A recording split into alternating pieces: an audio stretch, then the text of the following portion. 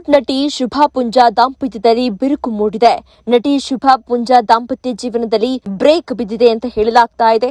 ಮದುವೆಯಾಗಿ 4 ವರ್ಷಕ್ಕೆ ನಟಿ ದಾಂಪತ್ಯ ಜೀವನದಲ್ಲಿ ಬಿರುಕು ಬಿಟ್ಟಿದೆ. ವಿಚ್ಛೇದನದತ್ತ ಮುಖ ಮಾಡಿದ್ದಾರೆ ಶುಭಾ ಪುಂಜಾ ದಂಪತಿ.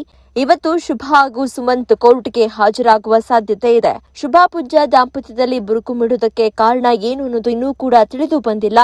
ಮೊಗಿರ ಮನಸ್ಸು ಸಿನಿಮಾದಿಂದ ಸ್ಯಾಂಡಲ್ವುಡ್ನಲ್ಲಿ ಛಾಪು ಮೂಡಿಸಿದಂತಹ ನಟಿ ದುನಿಯಾ ವಿಜಯ್ ಸೇರಿ ಹಲವು ನಾಯಕರ ಜೊತೆಗೆ ಸಿನಿಮಾಗಳಲ್ಲಿ ನಟನೆ ಮಾಡಿದ್ದಾರೆ. ಬಿಗ್ ಬಾಸ್ ಸೀಸನ್ 8ರ ಕಂಟೆಸ್ಟೆಂಟ್ ಕೂಡ ಆಗಿರುವಂತಹ ಶುಭಾ ಪುಂಜಾ ಜನವರಿ 5, 2022ರಲ್ಲಿ ಸುಮಂತ್ ಬಿಲ್ಲವರ ಕೈ ಹಿಡಿದಿದ್ರು.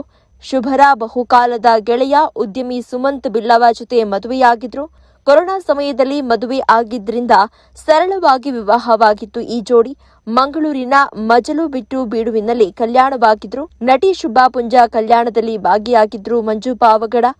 ಇದೀಗ ನಟಿಯ ದಾಂಪತ್ಯ ಜೀವನದಲ್ಲಿ ಬಿರುಕು ಬಿದ್ದಿದೆ ಎನ್ನುವಂತಹ ಸುದ್ದಿ ಎಲ್ಲೆಡೆ ಹರಿದಾಡ್ತಾ ಇದೆ.